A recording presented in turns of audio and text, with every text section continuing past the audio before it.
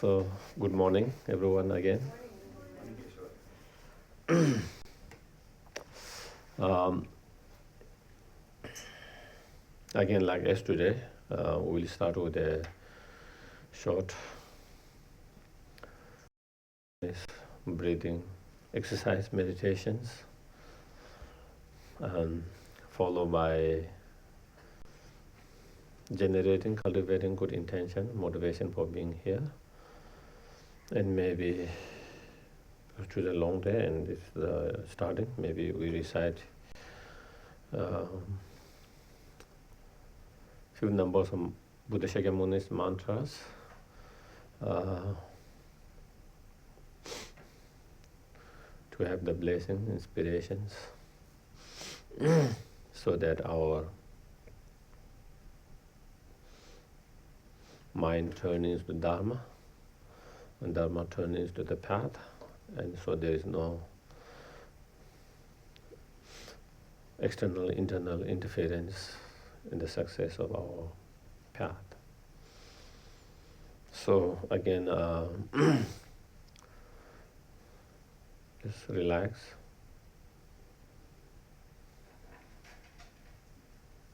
Make yourself comfortable.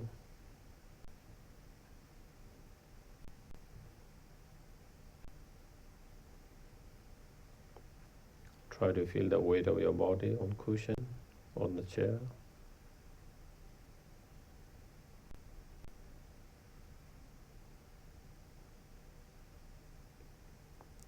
If possible, try to let go of all the thoughts of past, future for a while.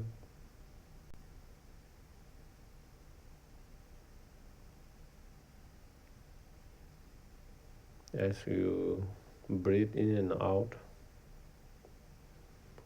naturally, normally,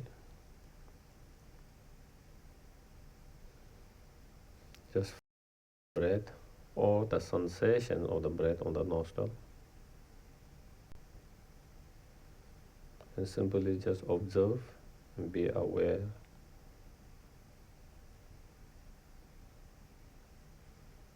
Without needs to do anything else.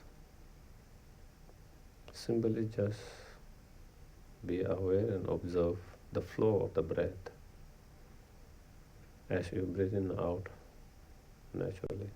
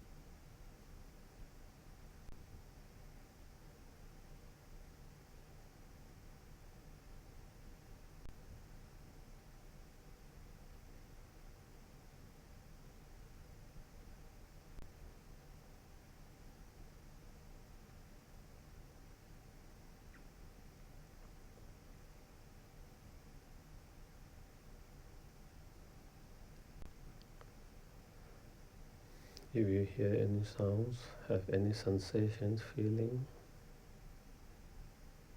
or if any thoughts comes,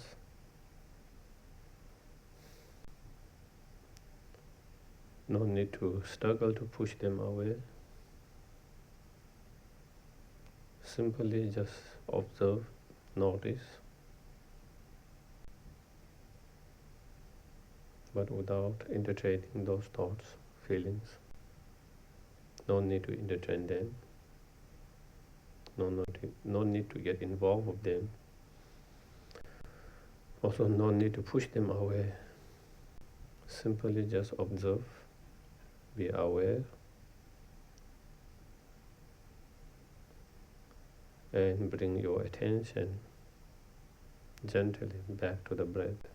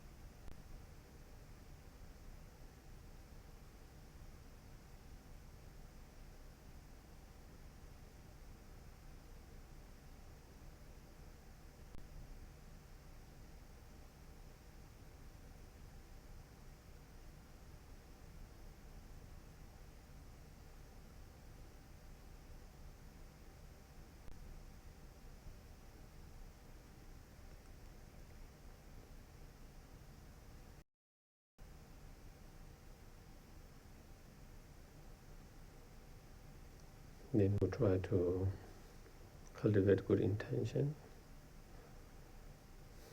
For example, by reflecting, contemplating, and feeling how fortunate and lucky that we are to have this precious human rebirth.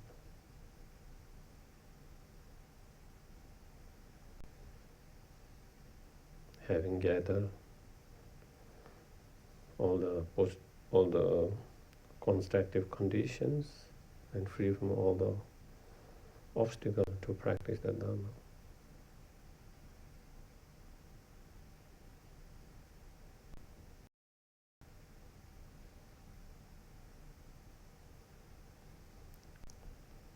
The precious human life, we have incredible potential if we can utilize it properly.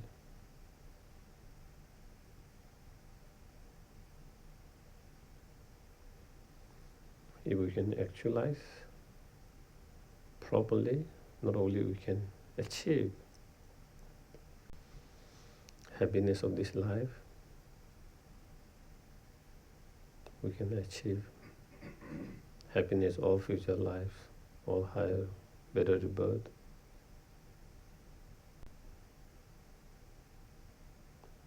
Not only that, we can achieve total liberations, freedom from the samsara, all the suffering, all the delusions.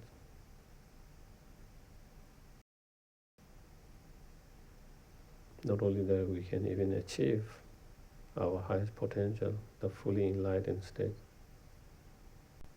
the perfect, fully awakened state.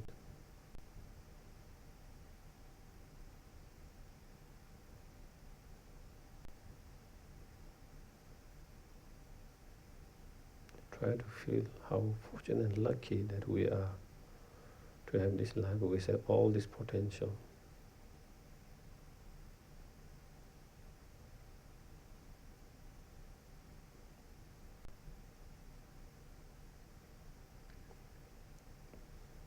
And have met the Dharma, not only Dharma, the complete unmistaken Dharma, the Mahayana Dharma, and made an encounter such an enlightened beings, such an inspiring beings, such a great models, examples, such as His Holiness Dalai Lama, Kyabje Lama Sopa Rinpoche, and so many other beings.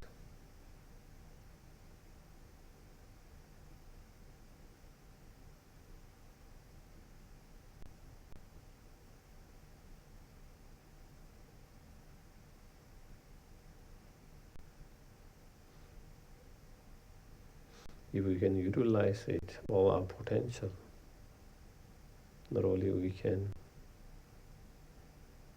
actualize the perfect state and the highest level of happiness for oneself, but we can make so much contribution, help, benefit to others as well.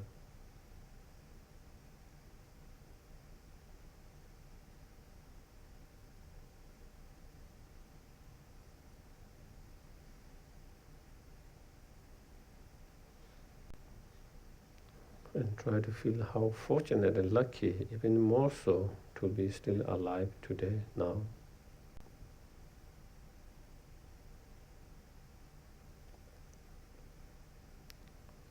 Because within this year, this month, this week, within these 24 hours, so many beings have died.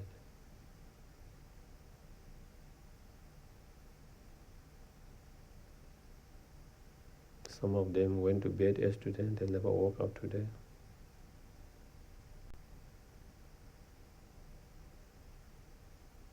We are so fortunate that we woke up and we're still alive.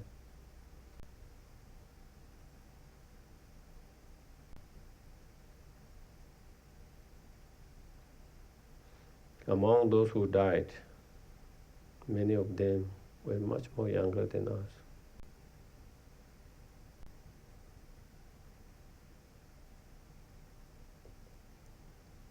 Many of them were much more healthier than us.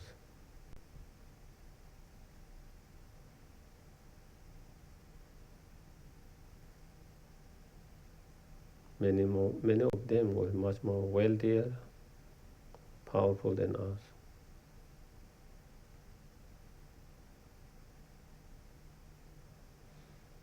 But when the death comes, nothing could stop. They couldn't escape the death.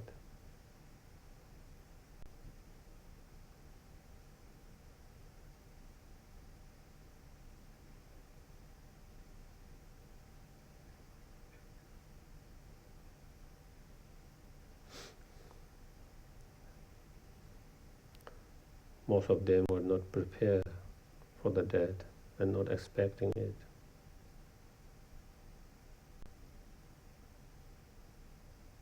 At least they were not expecting this year, this week, this month, this week, that day.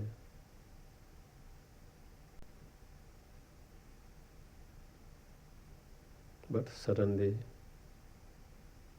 from nowhere, without any warning, death comes.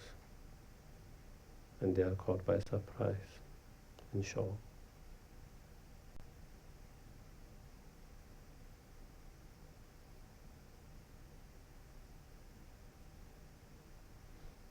Therefore, Death could come any moment, anywhere, to anyone, in any form.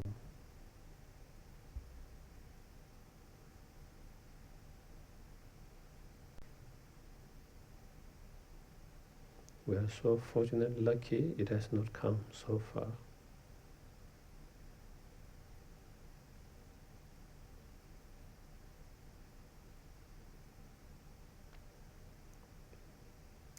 Giving us new opportunity, chance, time to work with ourselves, to purify, clear and transform all the negative karma we have created, all the mistakes we have done in the past.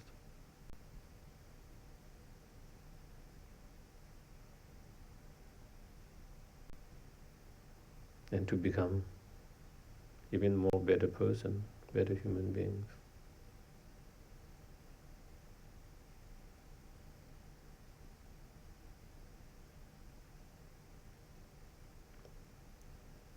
Thereby making our life more meaningful,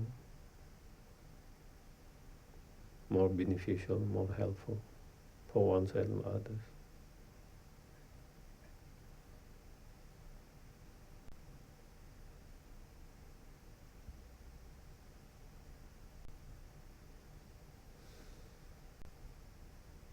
And there can be nothing more meaningful, beneficial and helpful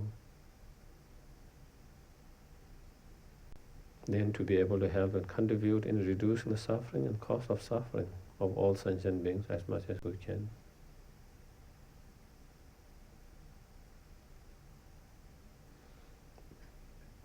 And to be able to help and contribute in improving the life and happiness and cause of happiness of all sentient beings as much as we can, directly, indirectly.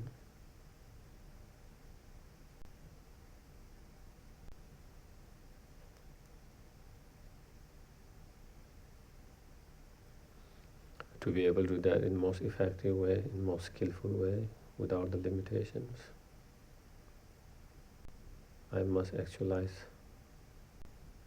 my full potential, the fully enlightened state as quick as possible.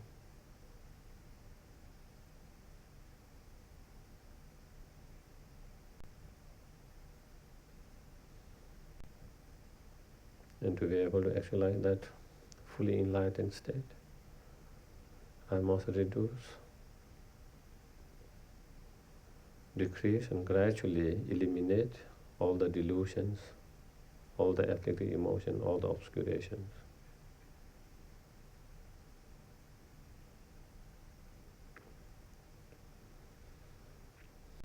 By cultivating and fully developing all the realizations, all the antidotes, all the positive state of minds, thoughts, especially highest level of wisdom and compassion.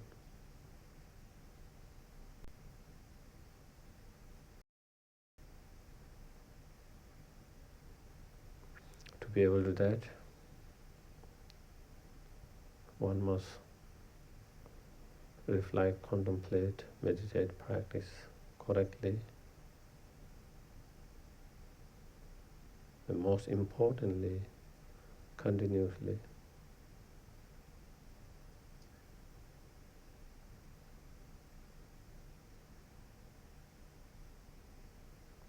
And to do that,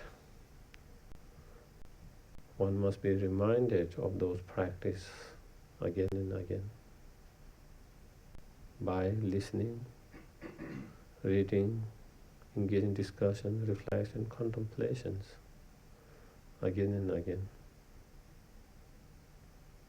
For that very reason and purpose, I'm going to listen.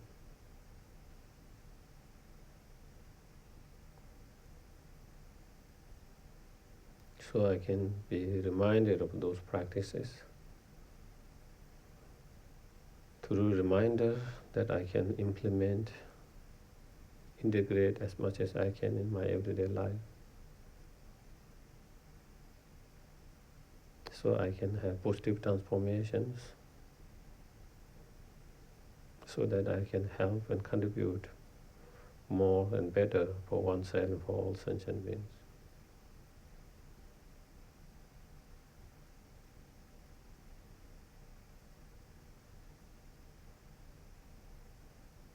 Then you can think, visualize Buddha Shakyamuni above you, in front of you, who is inseparable from your gurus,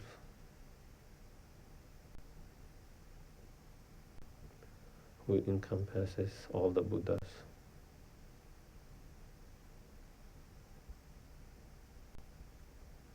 Even your visual is not clear, don't worry. Just try to feel the presence of that enlightened energy, the Buddha.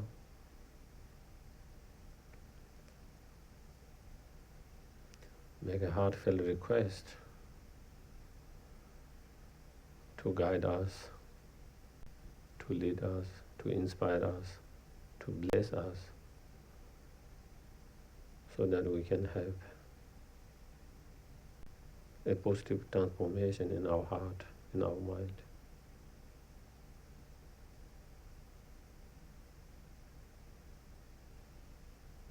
So that our heart opens, our mind opens,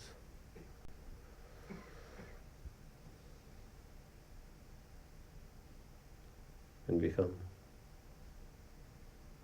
Dharma. So our practice in Dharma transform into path, and that there is no external, internal interference, obstacles while in the path.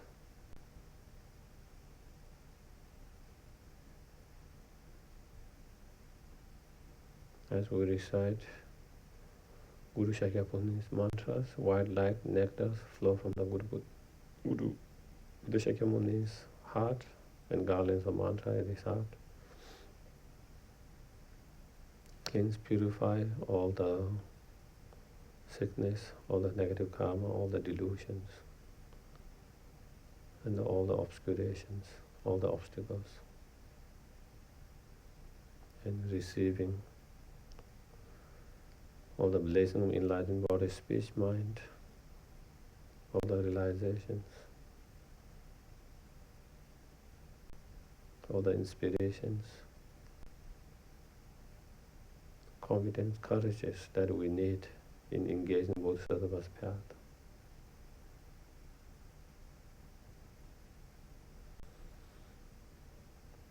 Taya ta o mone mone ma mona e so ha. Taya ta o mone mone ma mona e so ha. Taya ta o mone mone ma mona e so ha. Taya ta o mone mone ma mona e so ha. Taya ta o mone mone ma mona e so ha. Taya ta o mone mone ma mona e so ha. Taya ta o mone mone ma mona e so.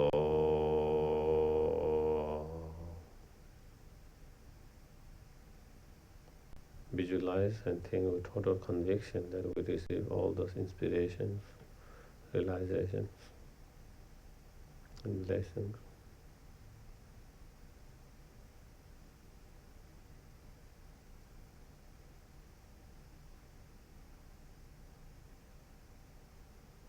and Buddha Shakyamuni dissolve into light.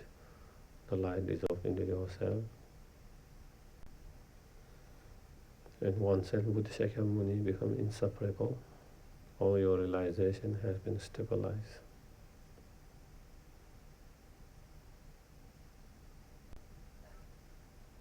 Okay.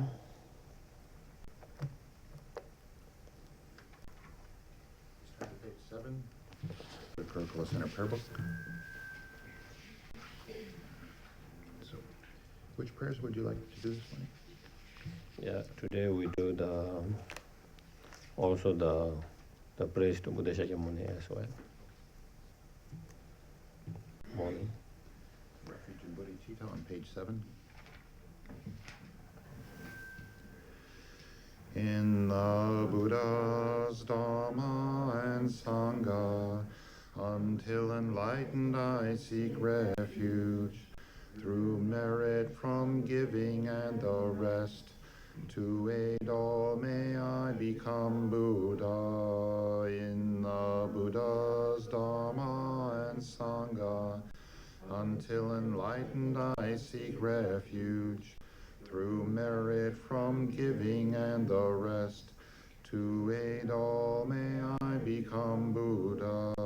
In the Buddha's Dharma and Sangha, until enlightened I seek refuge, through merit from giving and the rest. To aid all may I become Buddha. May all sentient beings have happiness and its causes. May all sentient beings be free from suffering and its causes. May all sentient beings never be parted from sorrowless bliss.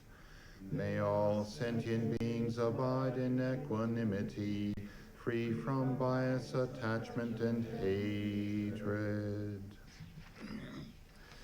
To the founder, the endowed, transcendent destroyer, the one gone beyond, the foe destroyer, the completely perfected, fully awakened being, perfect in knowledge and in good conduct, Sugata, knower of the world, supreme guide of human beings to be tamed, teacher of gods and human beings, to you, the completely and fully awakened one, the endowed, transcendent destroyer, the glorious conqueror, the subduer of the Shakya clan, I prostrate, make offerings, and go for refuge.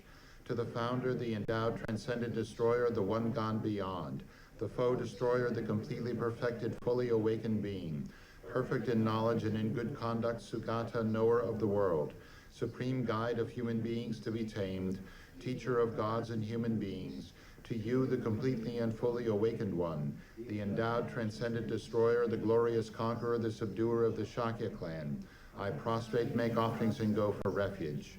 To the founder, the endowed, transcendent destroyer, the one gone beyond, the foe destroyer, the completely perfected, fully awakened being, perfect in knowledge and in good conduct, Sugata, knower of the world, supreme guide of human beings to be tamed, teacher of gods and human beings, to you, the completely and fully awakened one, the endowed, transcendent destroyer, the glorious conqueror, the subduer of the Shakya clan, I prostrate, make offerings, and go for refuge. When, O supreme among humans, you were born on this earth, you paced out 7 strides, then said, I am supreme in this world. To you who are wise, then I prostrate. With pure bodies, form supremely pure, wisdom ocean like a golden mountain, fame that blazes in the 3 worlds, winner of the best, Lord, to you I prostrate. With the supreme signs, face like spotless moon, gold, to you I prostrate. Dust free like you, the 3 worlds are not. Incomparably wise one, to you I prostrate. The Savior having great compassion, the Founder having all understanding, the field of merit with qualities like a vast ocean. To you, the one gone to thusness, I prostrate. The purity that frees one from attachment, the virtue that frees one from the lower realms, the one path to sublime pure reality, to the Dharma that pacifies, I prostrate. Those who are liberated and who also show the path to liberation, the holy field qualified with realizations, who are devoted to the moral precepts. To you, the sublime community intending virtue, I prostrate.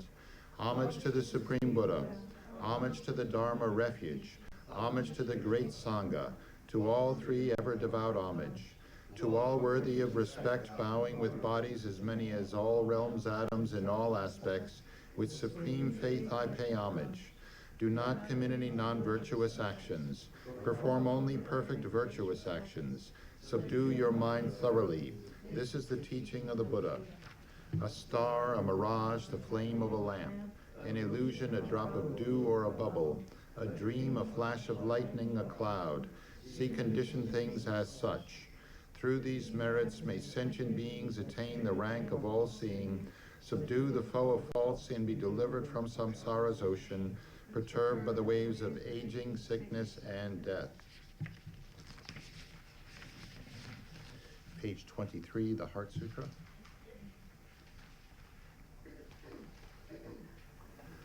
Homage to the exalted three jewels. Thus have I heard at one time. The Blessed One was dwelling on Rajagriha on Vulture Mountain, together with a great assembly of monks and a great assembly of bodhisattvas. At that time, the Blessed One was absorbed in the concentration of the countless aspects of phenomena called profound illumination.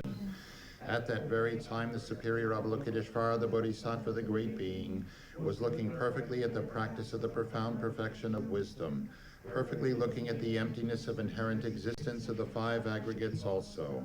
Then through the power of the Buddha, the Venerable Shariputra said to the superior Avalokiteshvara, the Bodhisattva, the Great Being, how should a child of the lineage train who wishes to engage in the practice of the profound perfection of wisdom? Thus he spoke, and the superior Avalokiteshvara, the Bodhisattva, the Great Being, replied to the Venerable Shariputra as follows. Shariputra, whichever son or daughter of the lineage wishes to engage in the practice of the profound perfection of wisdom should look perfectly like this. Subsequently, looking perfectly and correctly at the emptiness of inherent existence of the five aggregates also. Form is empty, emptiness is form. Emptiness is not other than form, form is not other than emptiness. In the same way, feeling, discrimination, compositional factors, and consciousness are empty. Shariputra, like this, all phenomena are empty without characteristics. That is, they are not produced and do not cease. They have no defilement and no separation from defilement. They have no decrease and no increase. Therefore, Shariputra, in emptiness there is no form, no feeling, no discrimination, no compositional factors, no consciousness. There is no eye, no ear, no nose, no tongue, no body, no mind. No visible form, no sound, no smell, no taste, no object of touch, no mental phenomenon. There is no I element and so forth up to no mind element, up to no element of mental consciousness. There is no ignorance and no cessation of ignorance and so forth up to no aging and death and no cessation of aging and death.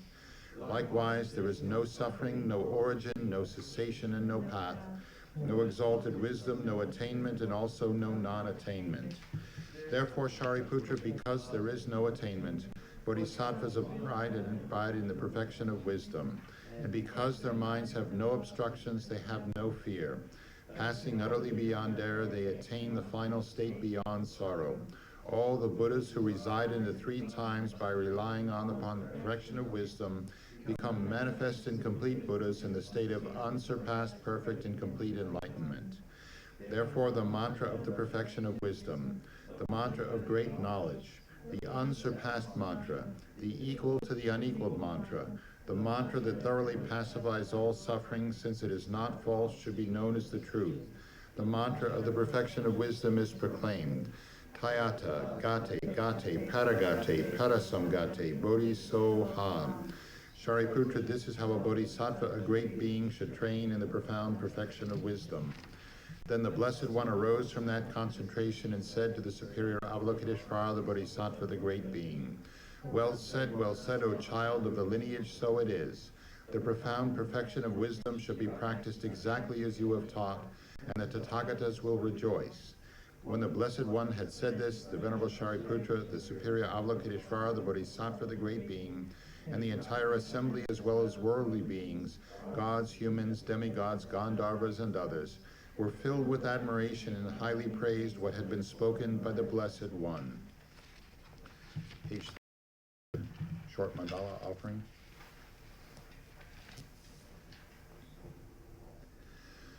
Saji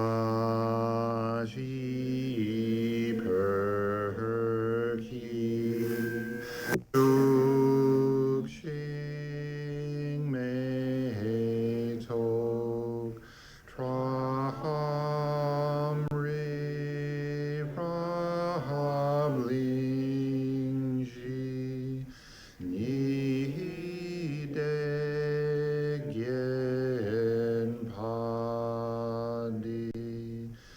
Sangye Jingdu Mikte Uwar Yidro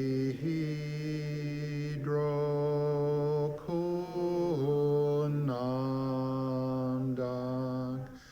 Jingla Chur Pashu Jetsun Lama Dampa Kyenan Ki Chur Kala Kien Se Trin Drigne Jitat Sampe Dul Jedzin Ma Lahazab Churki Charpawab Tu So Nidam Guru Ratna Mandalakam Niryatayami.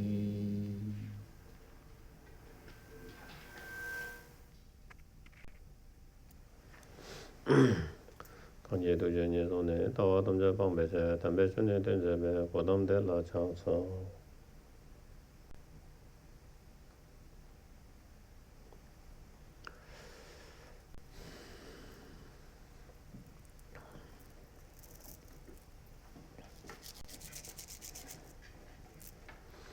So again, good morning again.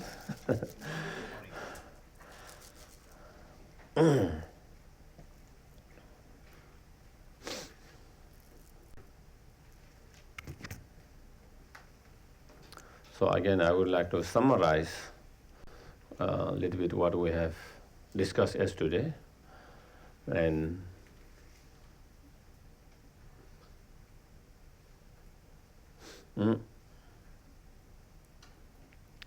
as the great Master Nagarjuna said in the root of the wisdom,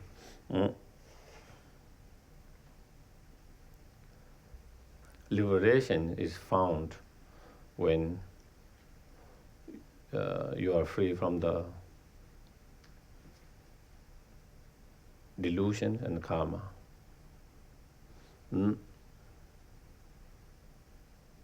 So,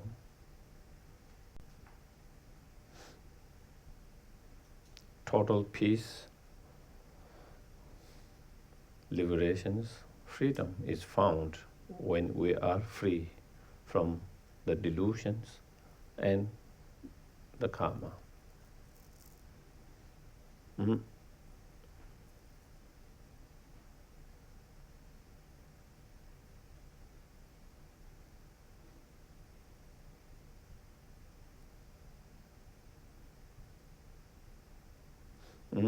Then next verse is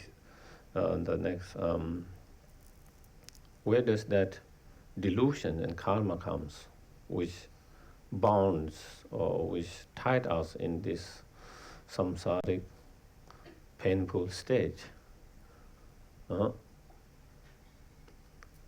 It comes from the conceptual superstitious mind, fabricating minds.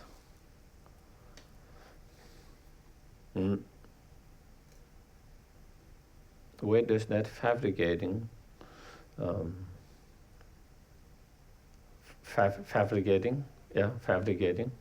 where does that fabricating superstitious conceptual thoughts come from?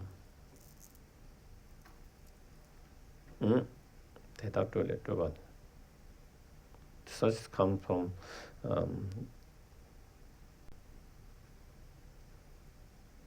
the ignorance. the elaborations of the ignorant conceptions, superstitious mind. So how can such ignorance, superstitious elaboration,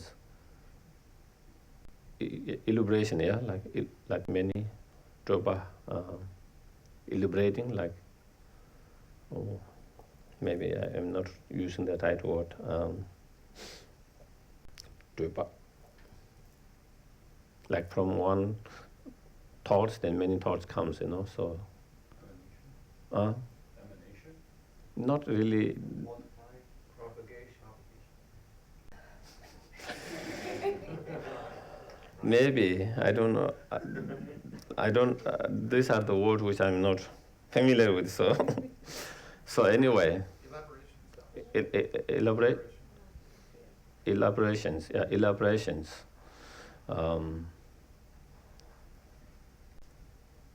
Is purified or cleansed or cease or stop by the emptiness. So meaning by the wisdom understanding emptiness. Okay? Such ignorance can be overcome through the cultivation or through the developing the wisdom understanding emptiness. So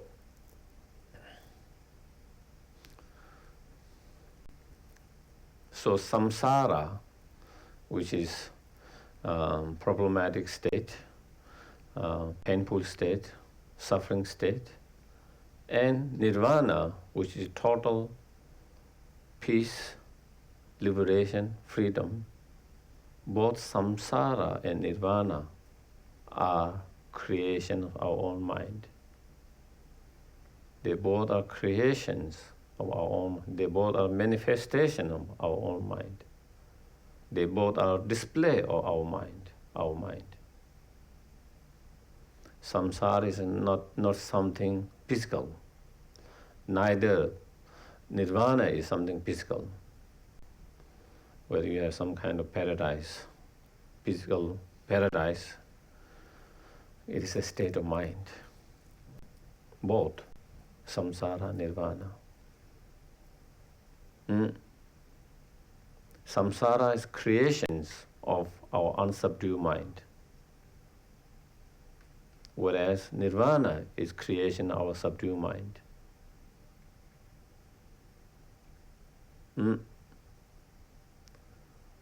Samsara is creations of our delusions, of ignorance, whereas nirvana is creations of our path, realizations, and wisdom, understanding emptiness. So,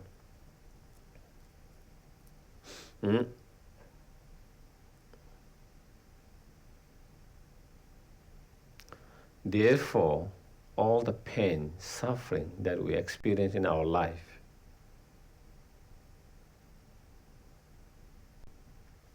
are result of our own unskillful, unwholesome actions.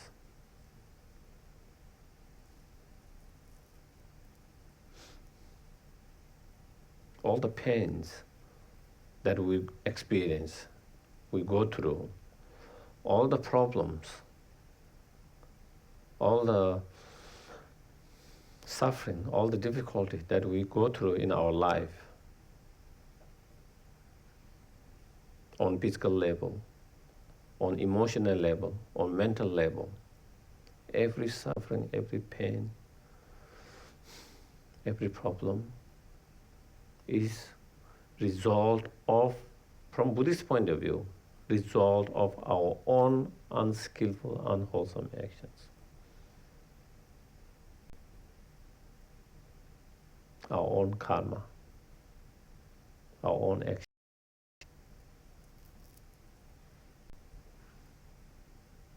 It doesn't mean there is no contribution from others. Okay? There can be contributions from someone or external other things, but the fundamental cause condition our own actions. Okay? Without that fundamental cause and condition which we have created, even someone contribute externally, whether it is sentient beings or something else, contribute, it will not affect us in a painful suffering the way we are affected. The very reason that we are affected in such a painful way, such a suffering way, such a problematic way, is because of our actions.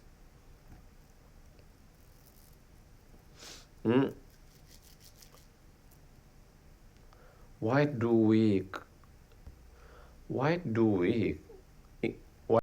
keep on engaging in unwholesome, unskillful actions which we don't want? Isn't it? None of us want to make mistake. None of us want to engage in unskillful action. None of us want to engage in unvirtuous, unwholesome actions. Despite that, we continue to keep on making mistakes, keep on engaging in unskillful, unwholesome action again and again. We don't want, but we keep on doing that. Why we end up doing? Why do we end up in that state? Because of the delusions. Because of our delusions. Okay? Because of our afflictive emotions, because of our delusions, then we make mistake. Then we engage in unwholesome, unskillful actions. Those delusions, those afflictive emotions arises, it overtakes us, and we become kind of slave of those delusions. And then we engage in those unwholesome, unskillful actions, which brings more pain, more sufferings. So it is due to those delusions, afflictive emotions. If we observe ourselves, when we are not deluded, when we are in a state when we are less delusions, less afflictive emotions, we make less mistake.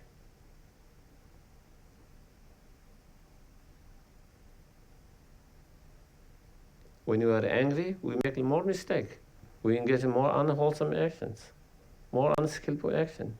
In same, when we have strong greediness, strong desire, attachment, craving, then again we engage in more unskillful action, unwholesome action. When we don't have those, the less we have, the less we engage in those mistakes, those unskillful, unwholesome actions. So it is clear that it is our own afflictive emotion, delusions, which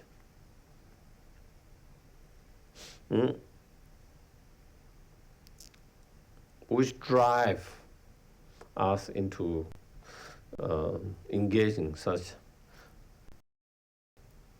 unhealthy, unskillful, unwholesome actions.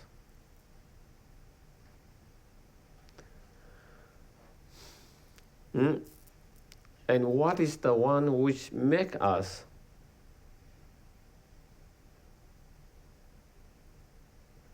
for the delusions, afflictive emotions to arises?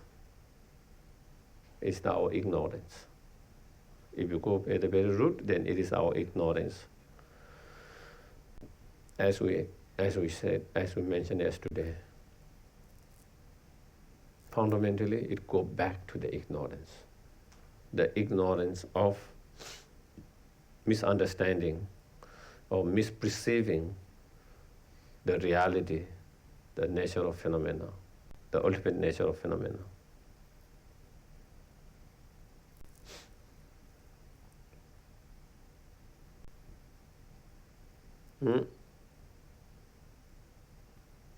First, there is sense of inherently, truly existing self, me, I. That ignorance, where we perceive and grasp the self to be truly inherently existing self. On the basis of that perceptions, of that ignorance, truly existing self, inherently existing self, I, me, then there is a sense of truly existing mind, truly existing, inherently existing mind. Now it started to grow, expand, mind. Then again it grows and expands.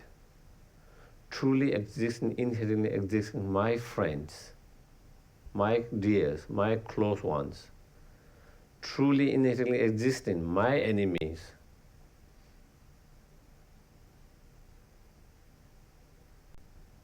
My enemy,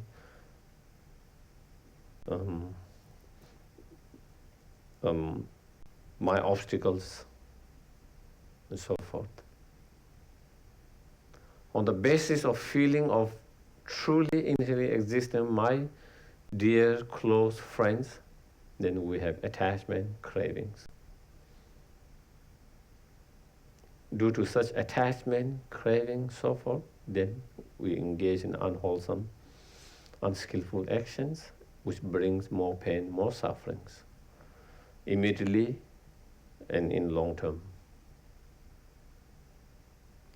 Due to grasping inherently truly existing of my enemy, maybe sometimes we might not label the my enemy, but of course there is similar where you dislike.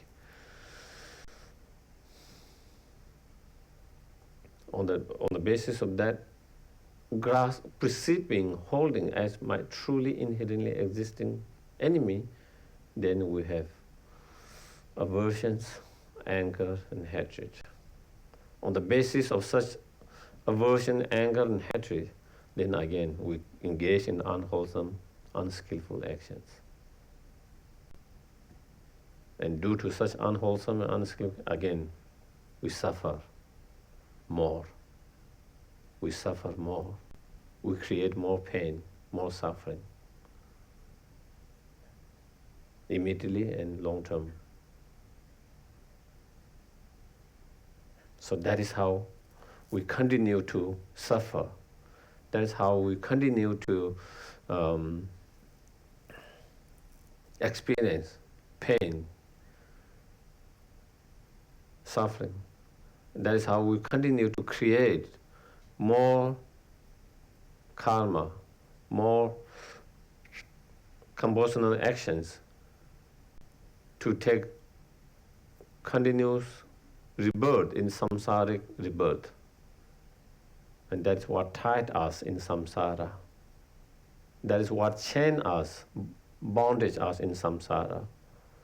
That is what things which does not allow us to free ourselves from samsara.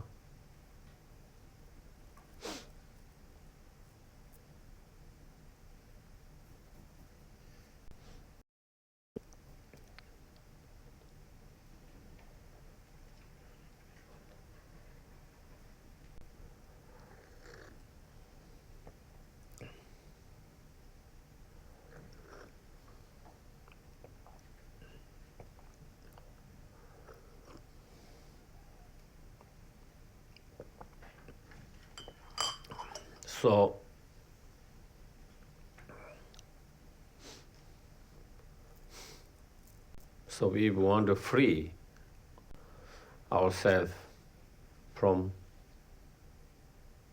such pain, suffering, problems. Then we have to free ourselves from the delusions and karma.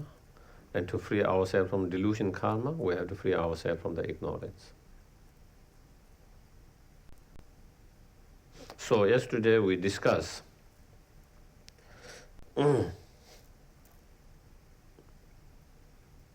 ignorance is like the farmer, okay? Farmer, the first 12 link. The second 12 link, compositional actions, is like the seed, okay? The seed that you plant in the palm or garden. And the consciousness is like the field, the farm. So due to the farmer of ignorance, the subjects, the farmer of ignorance, we plant the seed of compulsion, through the compulsional actions, the seed within the mental consciousness, within the continuity of mental stream, the field, the farm. Okay? So I think that was what we explained up to there. So due to ignorance, then either we create unwholesome or wholesome actions. When we create unwholesome actions, then we create the karma, the action to be born in the lower realms. Due to the wholesome actions, then we create a karma or actions to be born in a high rebirth, but within the samsara realms, because it's still driven by ignorance. So therefore it becomes cause of samsara, samsaric pleasure, samsara happiness, samsaric high rebirth.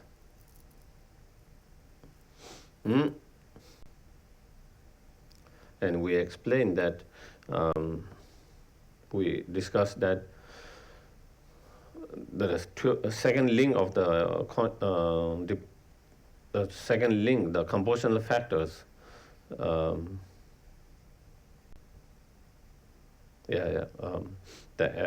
compositional, the actions, whether is and then third, the consciousness. We discussed that it is a specific instant of the consciousness, that this particular, the third link, a moment when through the action karmic potential or seed has been imprinted or placed within the consciousness. That particular instant of consciousness is the link which carry. So that is causal consciousness, and such causal, once imprint, karmic imprint or potential has been placed or imprinted by the actions in mental consciousness, it will continue to carry that karmic potential or until it's ripened or until it's destroyed. If it's not destroyed, until it's ripened, it will continue to carry within the mind stream of the consciousness.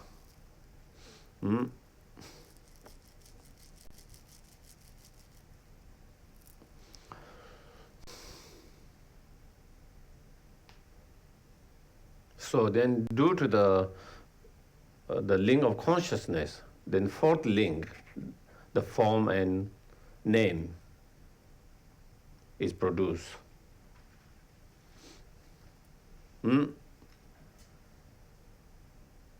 So here, the fourth link, the form and the name,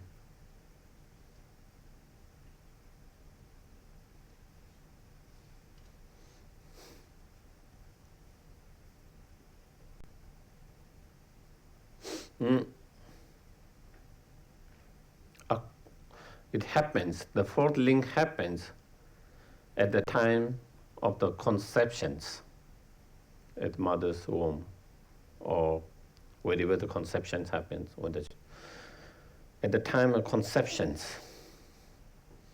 and just period before the development of six senses, six sense power, six sense sources or faculties. So in between that, do you get it? At the time of conceptions and before start of next link, which is six sense power or six senses sources, before development of that, within that period. So the form here, form and name, the form here refers to the fertilized eggs or embryo that is being developed into oblong shape and others, so on, when it is transforming in those kind of shape before the sense started to grow. Okay, within between that. So that is that physical form. That physical form or embryo or fertilized eggs which starting to make shapes, whatever shapes it is making, that is the form. When we say form and name in that point of that period, okay? And the name here refer to the four other aggregates, okay? The feelings, discrimination, compositional factor, and consciousness. These four aggregate. Among five aggregate, form is the physical aggregate, and name is the four other non-physical aggregates. The aggregate of feeling, the aggregate of discriminating mind, and the aggregate of compositional factors, mind, and consciousness. Okay? So I won't go detail, but when we do that, consciousness cover or refer to the primary consciousness, okay? And then three others are mental factors among the five aggregates. Feeling is one of the mental factors. Discriminating mind is one of the mental factors, and compositional aggregate here refer to rest of the all mental factors. Do you get it? So among 51 mental factors, you have taken feeling and discrimination. So then there's 49, and that is included in compositional factors. So thereby, within those four aggregates, all the primary mind and all mental factors are included. Okay, so so that is so that is the name and the form aggregates. So due to this aggregate of form and name, the next aggregate, the next link, the fifth link, six senses, sphere or sources or power or faculty, whatever you translate, are produced. Okay? Are produced.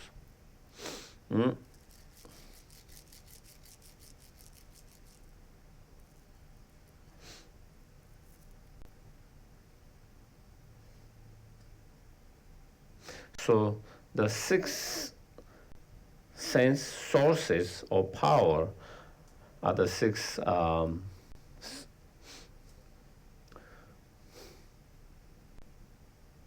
refer to the six senses of power which allow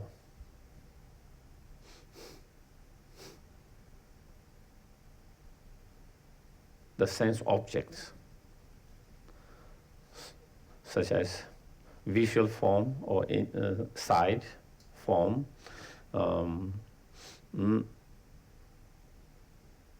sound, smell, taste, and object of touch or tangible, and phenomena to be known, to be perceived, to be experienced.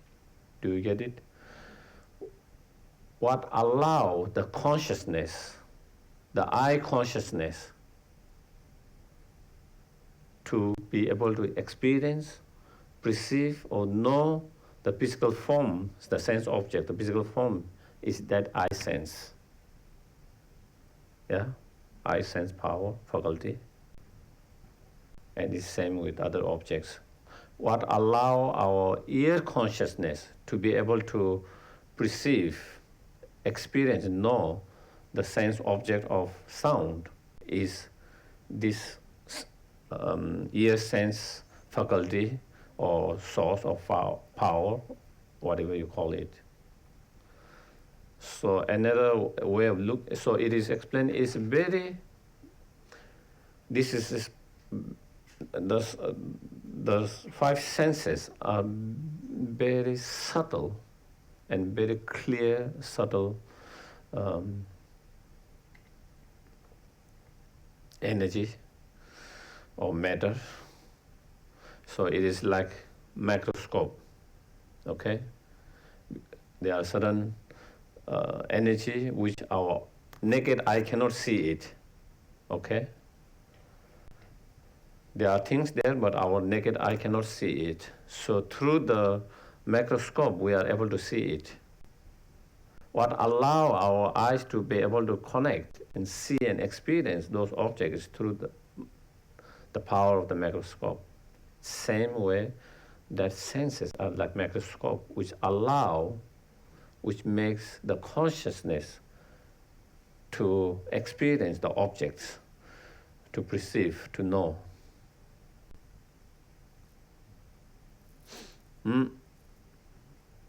So at this point, the six sense object, the six sense faculties of power, and six consciousness established at this point.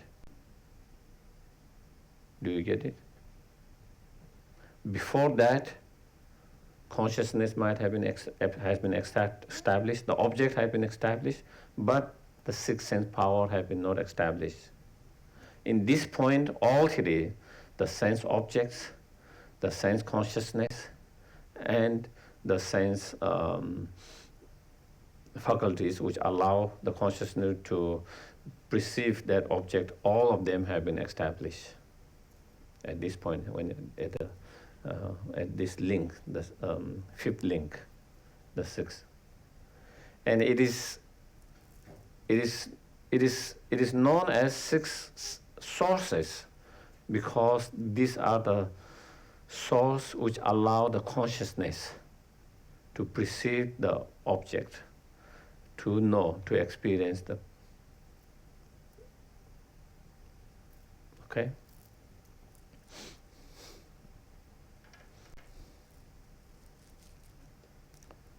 So at this point, the six sense object, the form, the sound, the smell, the taste, tangible objects or object of touch, and phenomena, which is the object of mental sense, are established, as well as the eye sense faculty, ear sense faculty, nose sense faculty, tongue sense faculty, body sense faculty, and mental sense faculty.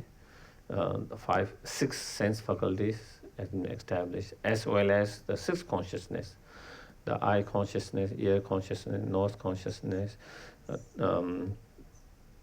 taste consciousness, touch consciousness or body consciousness, and the mental consciousness. So these all have been established at this point. But even though it has been established, it is still not able to experience the object at this point. Okay? All have established because it is unable to connect. Then come the next, the sixth link, the contact.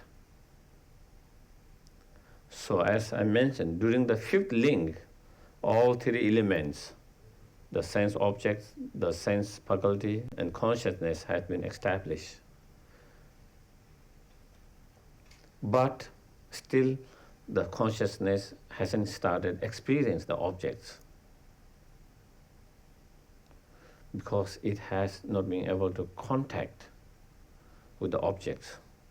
So the contact is the mental factors which connect the consciousness to the object through the senses, sense faculties. Okay? Are you communicating? Yeah? Okay. So the contact is mental factors which brings together, aggregate those three elements together, sense objects, sense faculty, the consciousness together, and which connect with each other. Through the connections of that mental factor, then the consciousness is able to experience the object.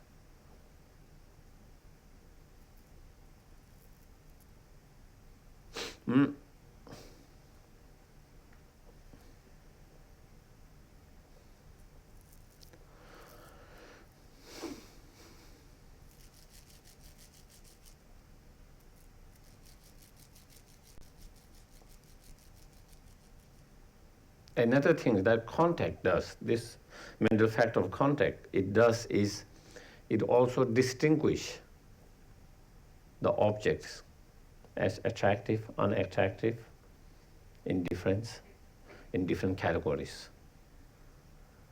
So not only it connect the consciousness to the objects through senses, but it also distinguish objects in different categories, the object of the senses. Yes? Is that called discrimination? Yes, the context does discriminating or distinguishing the objects in those different categories. Yeah? That is what, again, this mental factor of context is also doing. It's functioning that as well as among many of the functionings. So one of the things that we learn is even though all the consciousness is there, the object is there, but still when there is no connections, then there is no experience of the consciousness in relation to that objects. So that is why Buddha has, with his great kindness, compassion, as well as with his great skillful means, that's where he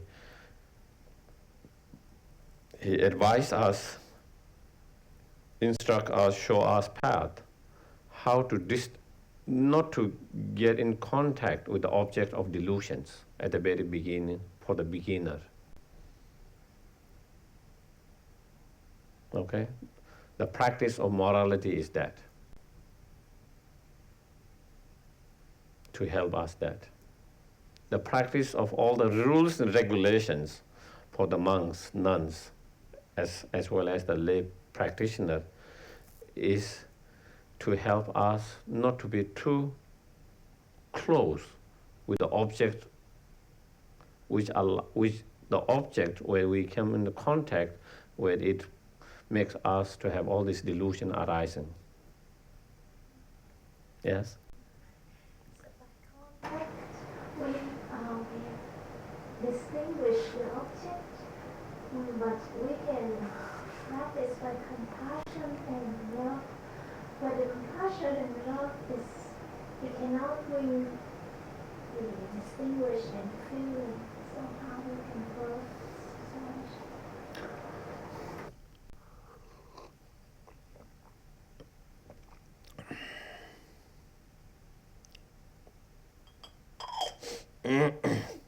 If we have true love and true compassion, I think definitely we might be able to reduce the delusions to some extent, some of the delusions especially. But still, if we have not understood the emptiness and driven by such strong ignorance, and then due to that ignorance, strong discriminating or distinguishing that, then again, I think it will be not easy. And so therefore, again, it will come later, learning how to distinguish correctly and in healthy way. And practicing learning how to distinguish in correct, healthy way at the right moment in the right situations. So when we are able to do that, then again we can keep our mind in much more better state. For example, my mind extinguished, this is very bad when it is not bad. I have to learn how to see it as it's not bad and extinguish as it is not so bad. Or is, do you get it? So that is a lot of time our mind distinguish something when it is not really that. Distinguishing and discriminating to be something when it is not. Or to distinguish as something not when it is. So again, this is, so those come through the wisdom. Through the wisdom. With wisdom, then we know what is what and what not is not. So therefore, we don't make those mistaken, distinguish, and discriminating. So yeah, so we're talking about that contact. And talking about the rules, regulations, the practice of morality. As it is explained in one of the, again, by the great Indian, of course, master,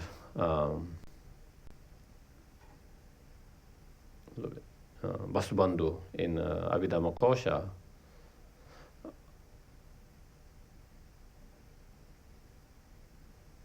When you have not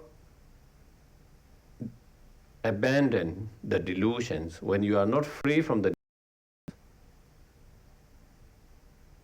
and the object of delusions is near to you, close to you, and when we have all these others conceptual minds which fabricates,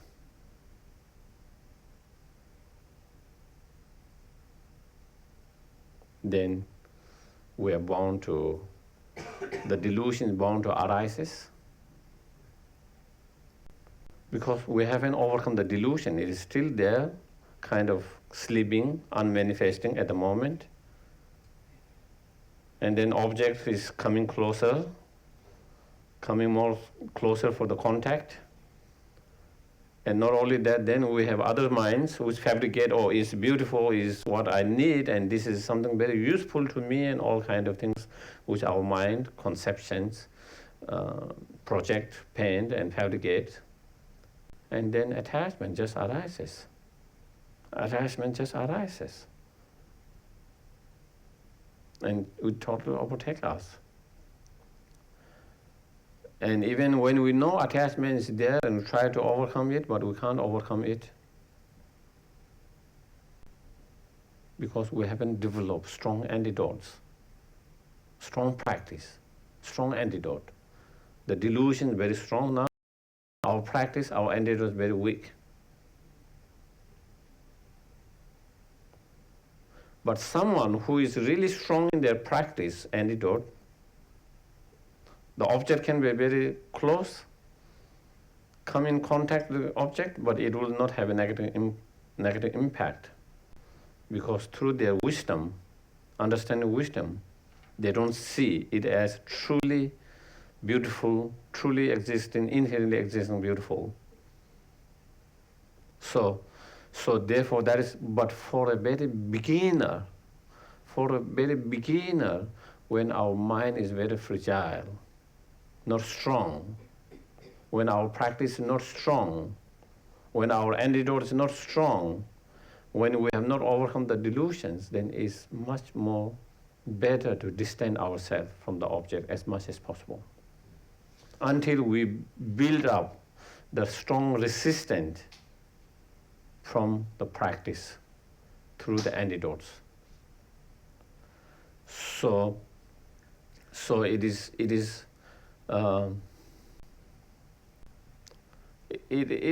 like someone being exposed in some kind of, let's say, drinking or uses of substances such as drugs and so forth, If someone is not strong, it's better to keep away from those elements. Do you get it? If you get too, you will that is what happened to a lot of people, because you are not strong enough to resist it. And once you get into it, then, of course, if someone is really strong, then it doesn't matter. They can be together with people who use those substances, and still they will not be influenced or affected by that way. But someone who is not strong, they shouldn't. It's better to keep distant, to be safe. Same in practice. Same in practice. When our mind is not strong, when our practice is not strong, it's always better to distance ourselves from the object of delusions and not to get too close and contact with the objects. Because if we are too close and contact the objects, then delusion just arises and we cannot stop it. Because our practice is not too weak, not strong enough, our mind is not strong enough, and the is not strong enough. So,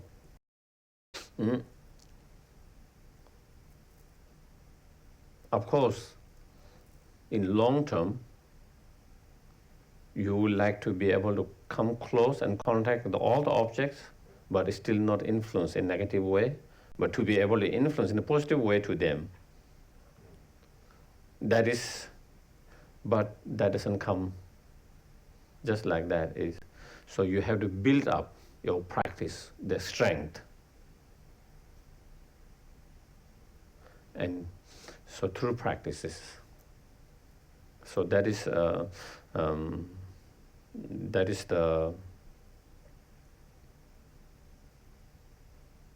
purpose of the practice of one of the purpose of practice of morality is to distance ourselves.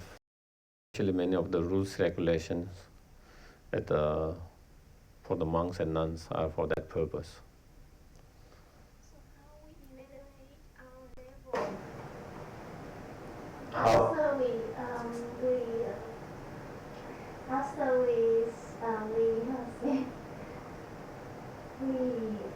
keep far away from the negative object, and then we practice several years, and how we know our level. We have to face with the negative object to see. Well, that will be one way of checking it, definitely. That will be one way of doing that, to see how much progress we have made. I think sometime you will know. You don't have to be in the negative environment to see how strong you are and how much progress you have made it. But in some cases, if we are not careful, it might be misleading. Again, it depends on individual. Knowing your mind, your practice correctly. Sometimes you might know your practice correctly. Sometimes it might be kind of deceiving, and feel that you are strong enough. But when you are not strong enough, and when you actually encounter that, then you know.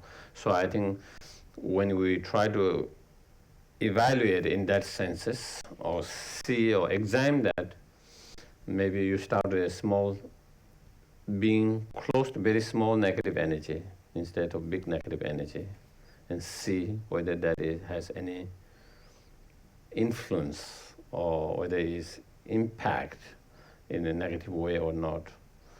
And then probably that will give you a little bit of some ideas, and then maybe instead of jumping into a huge negative situations. So again, yes, please. If it's a child or a parent that you're taking care of who is causing some suffering, and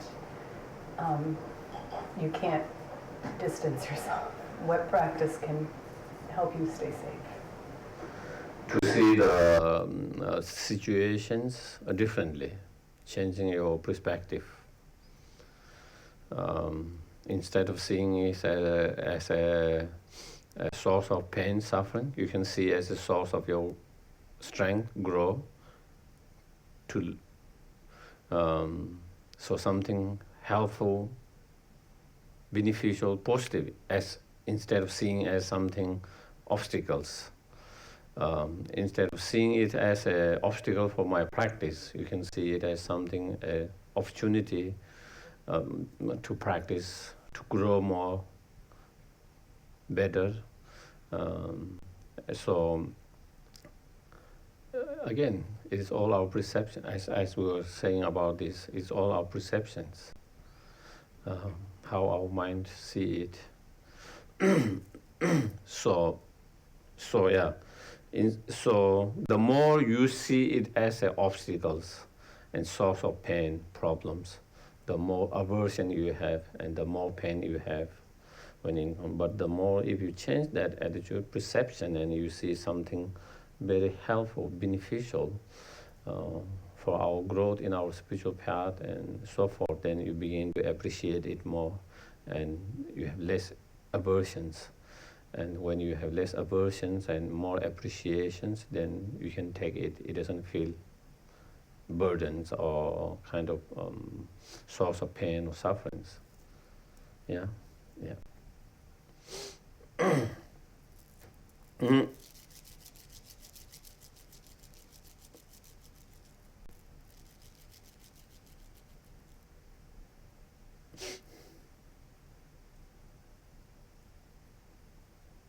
Yeah.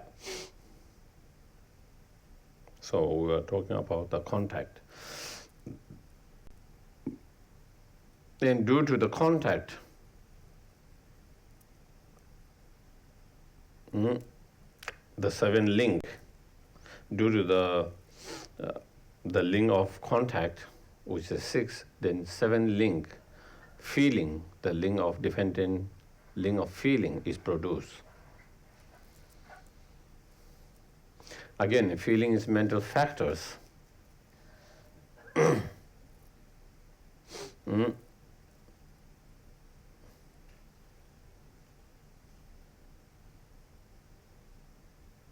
Mental factor, experience, mental factor which experiences either feeling of happiness, unhappiness, or impartial. Okay, so it's mental factor which experience those 3 different type of experiences or feelings.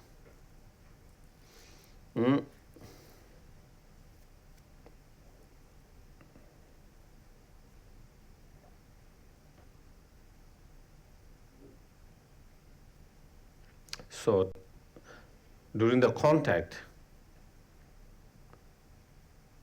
this mental factor of contact distinguish the objects as attractive, unattractive, or impartial, neutral. And once your contact distinguish this attractive, when your consciousness come in contact with that, you experience good feeling. When your contact distinguish is unattractive, then when the consciousness come in contact and experience that object, you have feeling of unhappiness. When your contact distinguish it as more indifference or neutral, when your consciousness come in contact with that object, and when you experience more feeling of neutral. So again, what kind of feeling that we have? Good feeling, bad feeling, neutral, positive feeling, pleasant feeling, negative, unpleasant feeling, more neutral feeling. It very much depend on preceding or previous moment of the contact, how it distinguish the objects.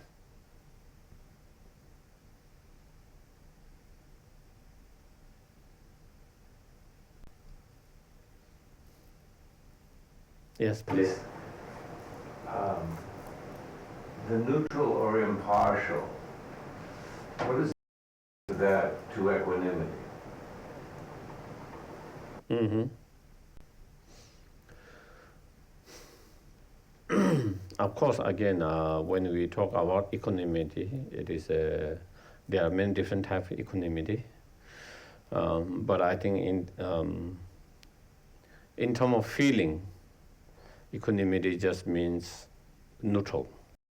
Okay? Neither feeling good, neither feeling bad, neutral. But when we talk about the practice of equanimity within the context of four immeasurable, or within the context of as a foundation for true love and compassion, that equanimity is a difference, much more than that. It's not being indifferent, okay? It is feeling of same sense of concern, sense of caring, loving equally to all. So that will be the equanimity which we are trying to develop. In that sense, is not sense of indifference where you don't have any feelings, doesn't care what happens there to any of them. That will be indifference where you don't care. You know, is you have no attachment, no anger, and you have no, as though nothing's there. That is indifference in this case, but it's not equanimity. And we don't want to reach that state. And the purpose of practice is to be able to treat with sense of dearness, sense of closeness, sense of preciousness equally to each of them. So that is the equanimity that we, yeah? So. Difference feeling is negative feeling? No, it is neutral feelings. So the feeling we can distinguish in three. Negative feeling, which means, You don't care. well, these cases, these cases when we are saying here indifferent feeling is not sense of, not talking about the feeling of attached, close, feeling of distant and anger, or feeling of, in your cases, not caring, indifference.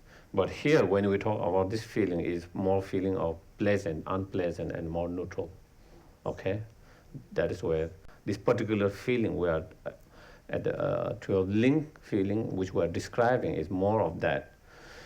Due to certain objects, encountering certain objects, we have pleasant feeling, good feeling, happy feeling, joyful feeling.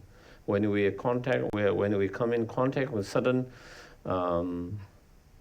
objects, unattractive, unpleasant objects, then there is feeling of unpleasantness, unhappiness, sadness, bad feelings. And then when we come in contact with certain objects, which is more neutral, neither attractive, neither unattractive, but more neutral, then you have feeling of just a neutral, not happy at the same time, and not sad, not pleasant at the same time, is non-unpleasant. So it's more neutral. So we are talking, this one is more on that. Yes? But all three are equally diluted. Uh, One is not less diluted than the other. Attachment, aversion, or neutral. They're all equally diluted. The question is it easier to get off the bus at one of the three stops? I'm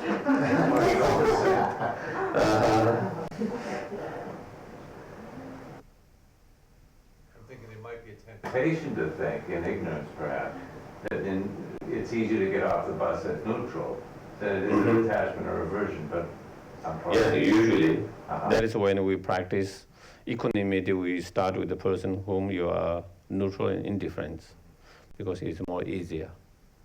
And then, so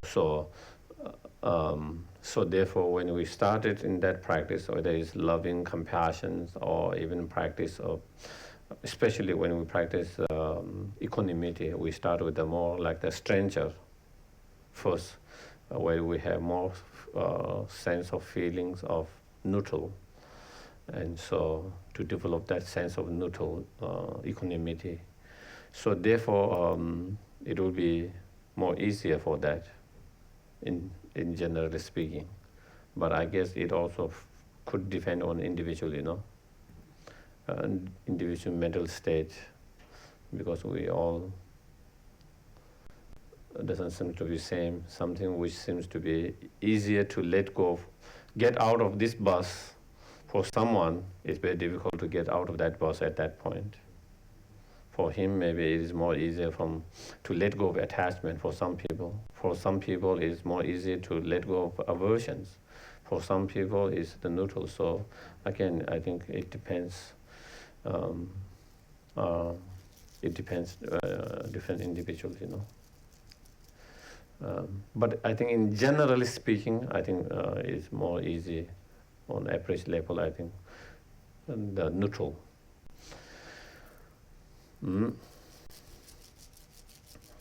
So yeah, we are talking about the feeling and connection between the contact and the feelings. How the contact, when it distinguished differently, how it changed our different feelings. So with that, what it shows is when we have sad feeling,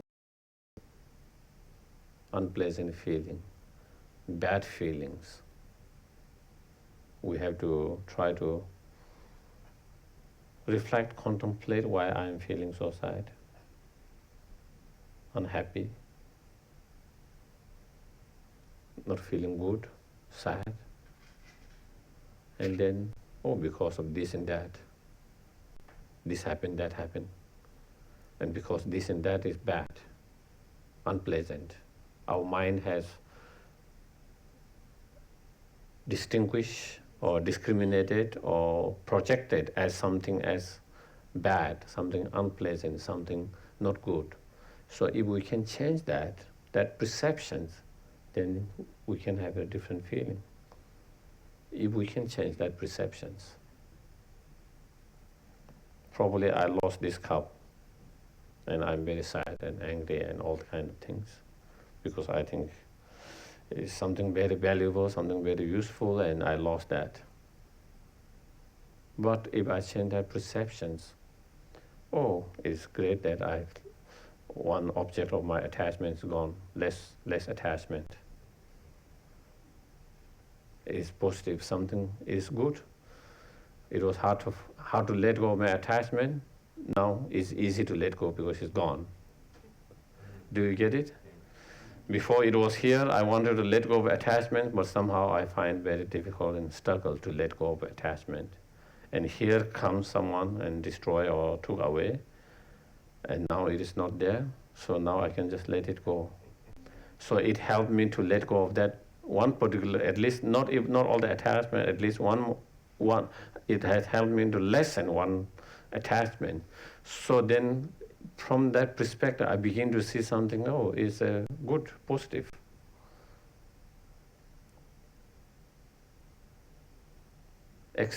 One extra worries taken away.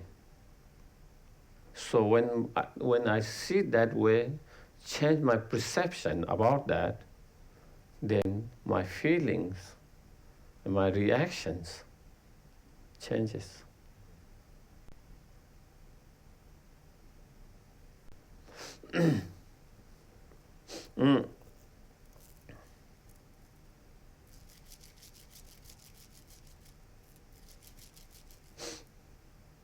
So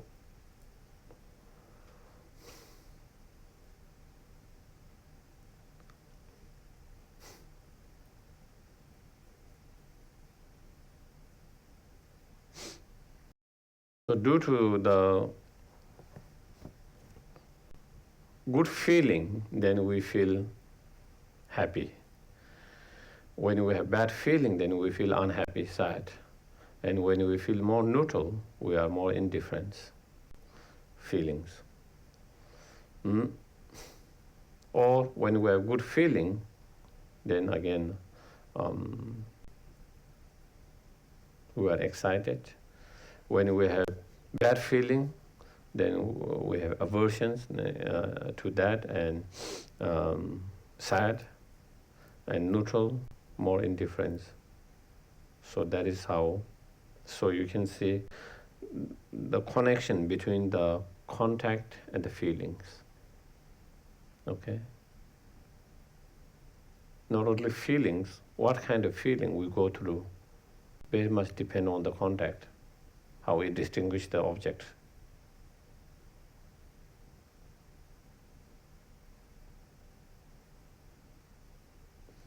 So with that, what we also understand is like, if I can control the contact, I can control the feeling. Do you get it?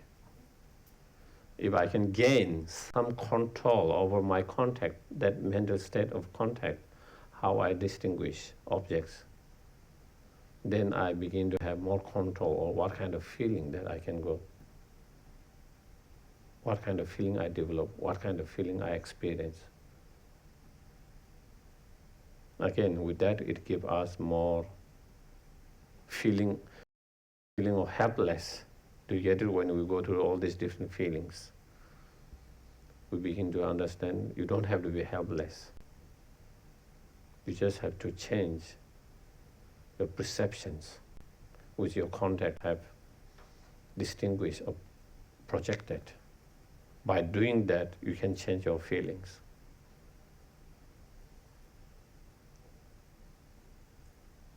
I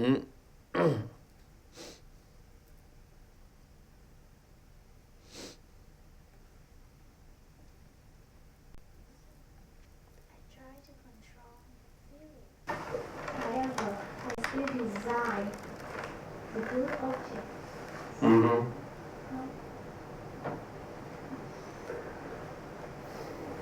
Yeah. I think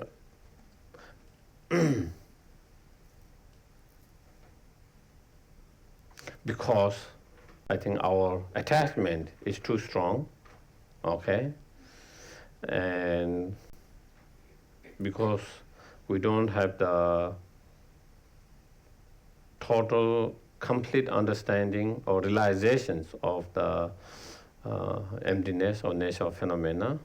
So again, even I try to control my feeling, but again, when I see these objects appear truly good, truly attractive, truly beautiful, truly beneficial, helpful, and then my mind not only it appear, my mind also grabs and apprehend as truly good. Then of course the desire comes when you feel that it is truly desirable, truly attractive, truly beautiful, and so therefore again, so it all comes back there, always come back, the ignorance and not having the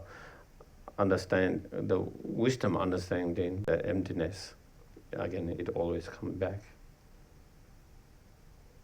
So again, it just become more and more clear the needs of understanding the emptiness, the needs of understanding the reality, the ultimate nature of phenomena. Otherwise, again, it always come back there all the time, always come back there. And that is what he's holding the Lama advice all the time. He says, studying, learning, and understanding emptiness is not easy. But even it is not easy, you have to try and try, because that is the crucial. That is the most crucial. You have to try. You can't just give up because it is not easy and difficult. And there is kind of saying in Tibetan, when you fight with someone who is much more powerful than you, who has power, who can totally dominate you because he's huge and very strong and you are very small, and You don't have the power, but still you try to fight, even you bite his legs wherever you can reach and bite, and in same way, that is how when you try to study in that, you try to bite from in whatever. So even it is not easy, you have to try and try to understand, try and try to have a more deeper understanding, better understanding, more profound understanding and realization, because again, every time we discuss of something, again, it always boils down and go back to that same thing, very root of that.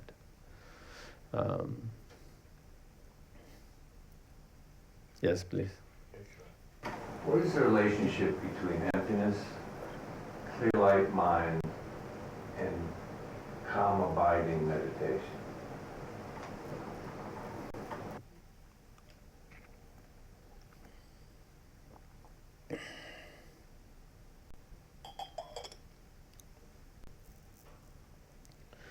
Clear light mind, or the practice of clear light mind, is quite advanced, high practice. To be able to do that, you have to be able to dissolve all your gross minds. Because not only gross mind, even the subtle mind. So as I mentioned yesterday, gross, subtle, the most subtle mind. And clear light is the most subtle mind. So in order to that most subtle mind to manifest and to be able to utilize it, one should be able to dissolve all the gross and subtle mind as well. When gross mind dissolves, then the subtle mind is able to manifest. Because at the moment, the most subtle mind is obscured by the subtle mind. The subtle mind is obscured by the gross mind. What we experience is this gross mind, all different gross minds. We can't experience the subtle and more subtle mind. It is there, but cannot, because it's totally obscure. So to be able to do that, we have to kind of peel up its blankets of those gross mind, and to be able to see the clear mind manifest and to be able to utilize that. And then even that, we clear that, and then to see the most clear, the more subtle mind, clear light mind, and to be able to manifest and to be able to utilize. So when you are able to utilize that most subtle mind, the clear light mind, then because all the gross mind, subtle gross mind has ceased, stopped, you have no distraction at all. No distraction at all. Even the most subtle distractions. Because of that, then when you are able to use it, then you can meditate on whatever subjects, especially on emptiness.